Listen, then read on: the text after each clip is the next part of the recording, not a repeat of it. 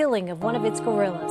Outrage continues to grow after zoo officials shot the rare lowland gorilla named Harambe after a 4-year-old boy spent several terrifying minutes in the gorilla's exhibit. Director Thane Maynard acknowledges there are also critics of the zoo's decision Saturday to kill Harambe. He says the gorilla wasn't attacking the child, but was in an agitated situation and was extremely strong. This is a very emotional time at the Cincinnati Zoo. It's unprecedented. We have never had to kill a dangerous animal in the middle of an emergency situation. The zoo's been here 143 years, so that's saying a lot. It is a big loss to the Cincinnati Zoo. Harambe is one of our most magnificent animals. He's a critically endangered species. We're one of the key players in gorilla captive breeding and conservation, and so it's a big loss. We are very glad that the little boy is okay. That is one happy thing in a dangerous and bad story. We did not take the shooting of Harambe lightly,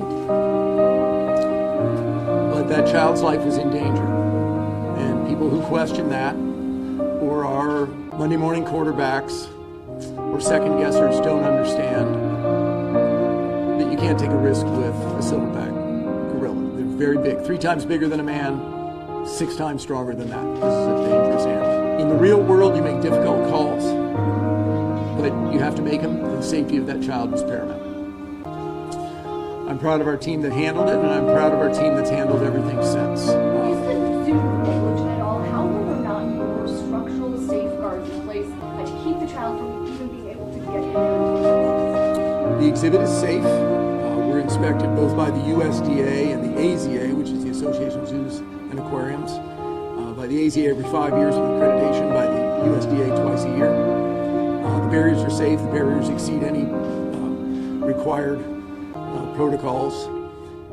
The trouble with barriers is that whatever the barrier is, some people can get past it. Much the same way you might lock your car, and sometimes people get in your car. And no, the zoo's not negligent. Protests and a vigil were held early Monday morning. Zoo visitors are leaving flowers at the gorilla exhibit and asking how they can support gorilla conservation. The child's family says the boy is now home and doing just fine. Jack Hanna, Director Emeritus of the Columbus Zoo and Aquarium, reacted to the video earlier. What you see here, you hear the screaming going on here right now. You hear the screaming going on. Watch that gorilla's response, by the way. He doesn't know what's going on. This is a silverback, by the way, not a female. He hears the response. You can see from the face and the mouth, he's alarmed. Yes, he goes over and looks at the little child there. There's no doubt about that. What happens when you tranquilize the animal? Whether it's a gorilla, whatever animal it might be. As I do research in the wild with gorillas, I've seen what happens. So I know what happens. When that dart hits the animal, this animal, you can imagine, the animal, it's like a shot. But he jumps like this. So what would happen if he had a hold of that little boy? I've seen a silverback gorilla take a green coconut, which you can't even bust open with a hatchet, and go like this. Beyond the strength of anything you would ever know. So what choice was made? Human life and animal life. So what choice was made? So Jack, you believe the zoo made the right decision. Obviously, the Cincinnati Zoo has said a child's life was in danger and a quick decision had to be made. It sounds like you agree with that. I agree 1,000%. Because why? I've worked with gorillas and seen them for over 35 years. I have a home next to them in Rwanda, the mountain gorilla. These are lowland gorillas in the Congo, which I just filmed in Gabon in Africa.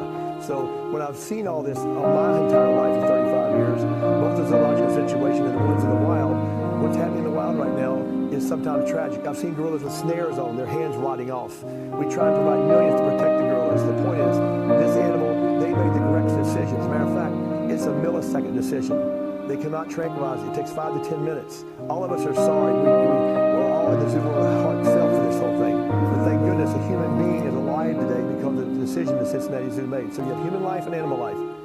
What happened, how the child got in there is not my business.